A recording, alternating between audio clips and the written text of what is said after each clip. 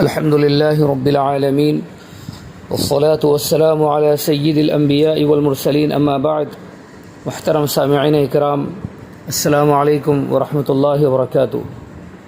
آج پھر ایک بار آپ کی خدمت میں بندہ قاضی محمد عبدالصمد گٹکیسری حاضر ہوا ہے، اس طور پر کہ حضرت مولانا سید ابو الحسن علی حسنی ندوی دامت برکاتہم العالیہ کی اس تقریر کے ساتھ جو جدہ کی مشہور مسجد جوہرہ میں 27 نومبر سن 1988 عیسوی کو کی گئی تھی، جو فی الوقت 25 صفحات پر مشتمل کتاب کی شکل میں موجود ہے۔ اس کتاب کا نام قرآن کا مطالبہ مکمل اطاعت و سپردگی ہے۔ اعوذ باللہ من الشیطان الرجیم، بسم اللہ الرحمن الرحیم۔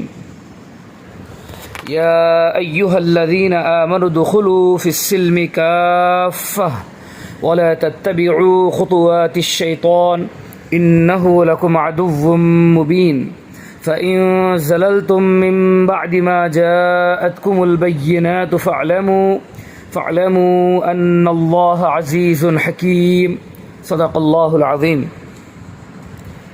میرے بھائیوں اور دوستو، میں نے آپ کے سامنے قرآن کی ایک آیت پڑھی ہے۔ اس کا ترجمہ ہے، اے ایمان والو داخل ہو جاؤ سلم یعنی صلح میں پورے کے پورے، اور شیطان کے نقش ہائے قدم کی پیروی نہ کرو، وہ تمہارا کھلا دشمن ہے۔ اگر تم سے لغزش ہوئی صاف صاف باتیں آ جانے کے بعد تو یاد رکھو کہ خدا تعالی غالب اور حکیم ہے، یعنی غلبے والا اور حکمت رکھنے والا ہے۔ حضرات، یہ آیت بڑی چونکا دینے والی ہے۔ اللہ سے جنگ کا کیا مطلب ہے؟ کیا اس کا کوئی امکان ہے؟ کیا اس کا کوئی تصور کر سکتا ہے؟ بھلا بندہ اللہ سے جنگ کر سکتا ہے؟ لیکن قرآن میں لفظ یہی استعمال کیا گیا ہے جس سے ہمارے کان کھڑے ہو جانے چاہیے، بلکہ جسم لرز جانے چاہیے کہ اللہ تعالی جو مالک الملک، خالق کائنات، دنیا کا بنانے والا، قادر مطلق اور محسن و منعم ہے، احسان کرنے والا اور انعام کرنے والا ہے، وہ اپنے بندوں سے کہے کہ اے ایمان والو صلح میں داخل ہو جاؤ پورے کے پورے، ہم سے جنگ محض آرائی اور مقابلے کی کوئی گنجائش نہیں ہونی چاہیے۔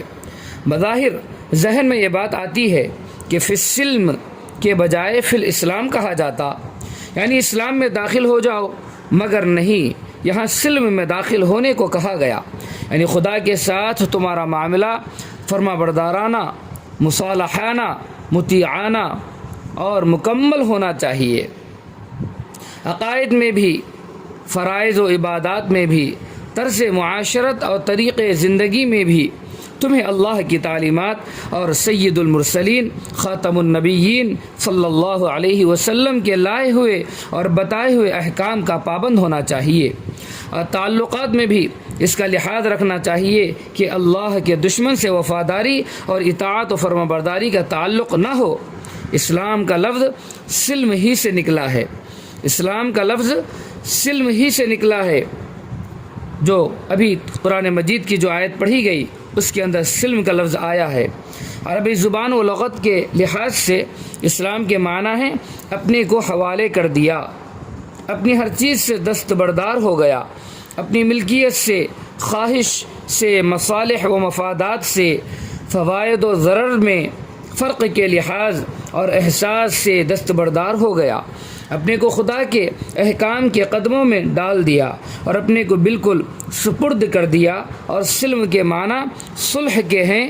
قرآن میں دوسری جگہ آیا ہے وَإِن جَنَحُوا لِلسِّلْمِ فَاجْنَحْ لَهَا، اگر یہ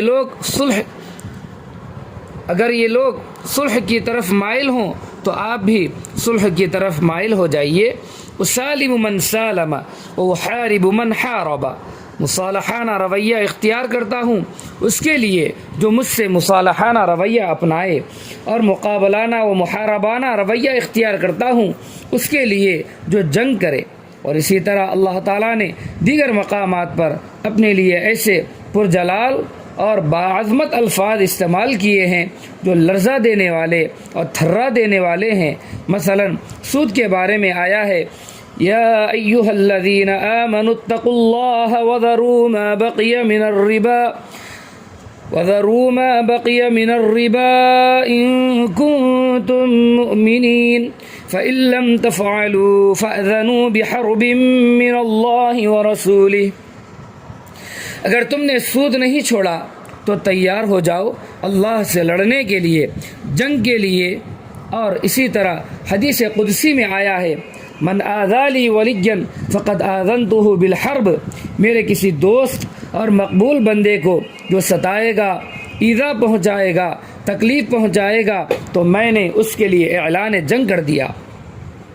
تو بظاہر دور اور بہت دور کی بات معلوم ہوتی ہے کہ وہ کون سا شامت زدہ اور بد نصیب ہوگا جو خدا سے جنگ کی ٹھانے گا، جو خدا سے برسر مقابلہ ہوگا۔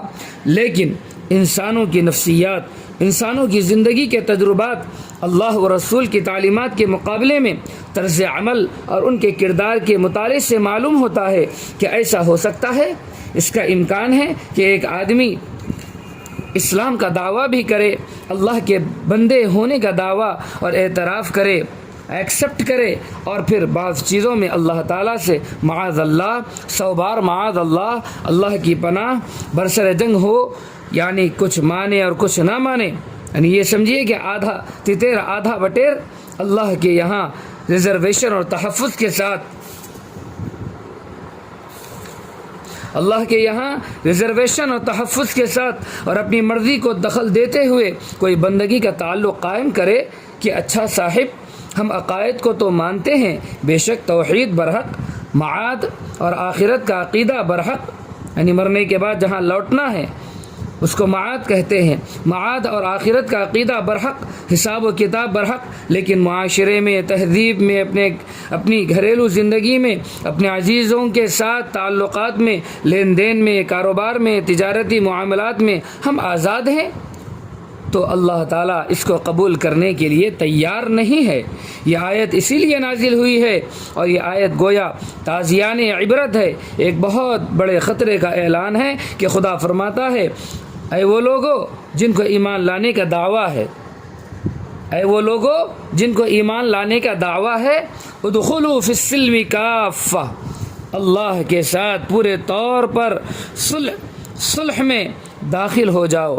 یہاں یہ نہیں چلے گا کہ اتنا ہم مانتے ہیں، اتنا ہم نہیں مانتے ہیں، میٹھا میٹھا تو حق ہے، کڑوا کڑوا تھو، یہ نہیں۔ آپ یہی دیکھ لیجئے کہ مسجد میں داخل ہوتا ہے آدمی تو اپنے پورے جسم کے ساتھ داخل ہو جاتا ہے۔ کوئی کہنے لگے کہ صاحب ہم تو پورے جسم کے ساتھ نہیں آتے، پاؤں رکھتے ہیں مسجد میں اور بدن رکھتے ہیں باہر، ہم اپنا سر جھکا دیتے ہیں مگر ہمارا بقیہ جسم باہر رہے گا۔ یہ کوئی نماز کے بارے میں کہے کہ قیام تو سر آنکھوں پر 100 بار قیام کرا لیجئے لیکن جھکنا مشکل ہے، رکوع اور سجود سے ہمیں معاف رکھیے، نہ جھکیں گے نہ سجدہ کریں گے، اس سے ہمیں معاف رکھیے۔ اس میں ہمیں انسانیت کی توہین معلوم ہوتی ہے، ہمیں اپنی شکست کا احساس ہوتا ہے، ہمیں اپنی خودی سے دستبردار ہونا پڑتا ہے۔ تو دوستو، بھائیو، ایسی عبادت نماز کہلانے کی مستحق نہیں، بلکہ یہ کفر کا ایک کلمہ اور کفر کا ایک رویہ ہوگا۔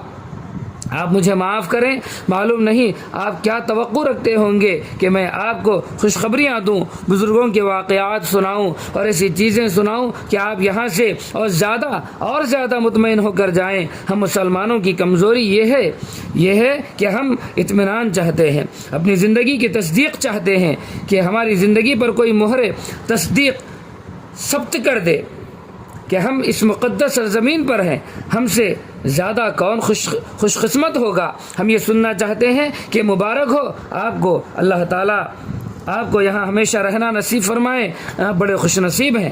لاکھوں اولیاء اللہ اس کی تمنا کرتے تھے کہ اللہ ہمیں ارض مقدس تک پہنچائے۔ ایک اپنے زمانے کے امام الاولیاء، مجاہد اعظم اور مجدد وقت، جس کے ہاتھ پر 40,000 لوگ مسلمان ہوئے اور جس کے ہاتھ پر براہ راست بیعت و توبہ کرنے والوں کی تعداد 30 لاکھ سے کم نہیں، اور بالواسطہ سلسلہ بیعت میں داخل ہونے والوں کی تعداد تو کروڑوں بیان کی جاتی ہے۔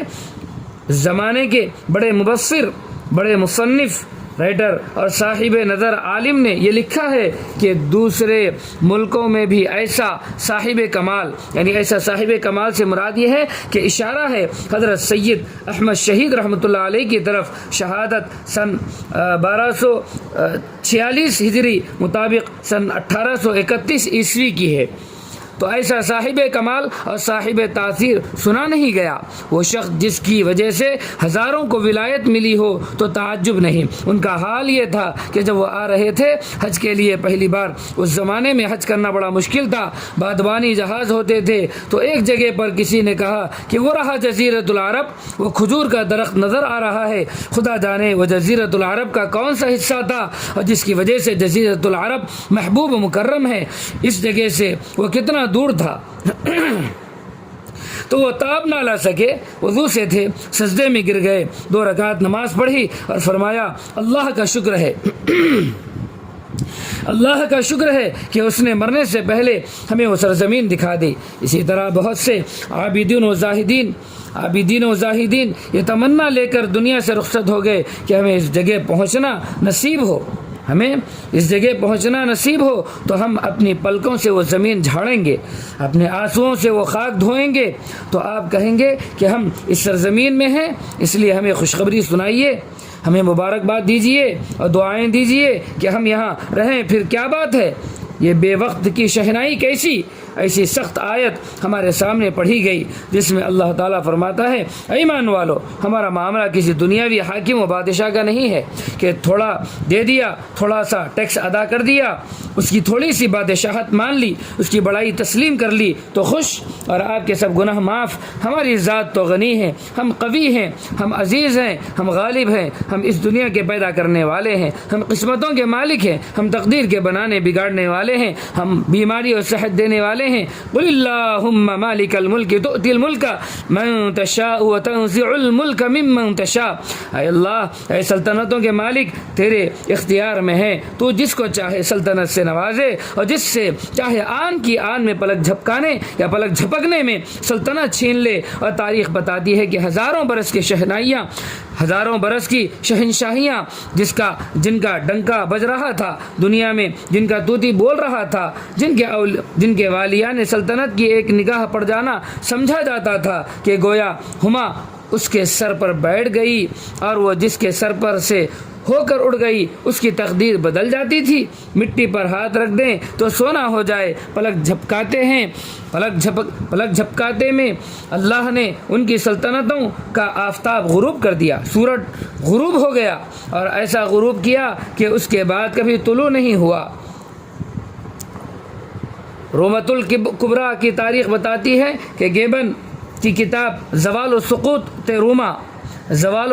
روما، decline and fall of the Roman empire, آپ پڑھ لیجئے کہ وہ کیا سلطنت تھی، کیا شہنشاہیت تھی، کس طرح اس کو زوال ہوا۔ ساسانی سلطنت کی تاریخ پڑھیے کہ کیسا اس کا ڈنکا بجتا تھا، اور اس کی آتش مقدس ہندوستان کی سرحدوں تک اس کی سلطنت پہنچی ہوئی تھی۔ اس کے بارے میں ارشاد ہوتا ہے فجعلناہم احادیث ومزقناہم کل ممزق، فجعلناہم احادیث ومزقناہم کل ممزق، ہم نے اس کو افسانے پارینہ بنا دیا اور ان کے ٹکڑے ٹکڑے کر دیے۔ وہ اللہ کہتا ہے کہ صرف اتنا کافی نہیں کہ آپ نماز پڑھ لیجئے، آپ ایک سجدہ کر لیجئے، ایک مرتبہ اللہ کا نام لے لیجئے، اور اب آپ سے کچھ نہیں پوچھا جائے گا، نہیں، ہماری غلامی میں پورے طور پر داخل ہونا پڑے گا۔ ریزرویشن یہاں نہیں ہے، ریزرویشن یہاں نہیں ہے، یہ نہیں کہ اتنا ہمارا اتنا آپ کا، یہاں تو سب ہمارا، تمہاری دولت ہماری، تمہاری عزت ہماری، تمہاری صحت ہماری، تمہارا بدن ہمارا، تمہارا سر ہمارا، تمہارا دین و ایمان ہمارا، تمہاری وفاداریاں ہماری، گویا ساری کی ساری ہمارا حق ہیں، کسی کا حق نہیں ہے۔ ہم جس کی اجازت دے دیں اتنی تم کسی کی اطاعت کرو، ورنہ اصل اطاعت ہماری ہے۔ اب آخر میں یہ وضاحت ضروری سمجھتے ہیں کہ کتاب کا ماباقی حصہ اگلی 2 نشستوں میں ہوگا۔ بہت شکریہ، والسلام علیکم ورحمۃ اللہ وبرکاتہ۔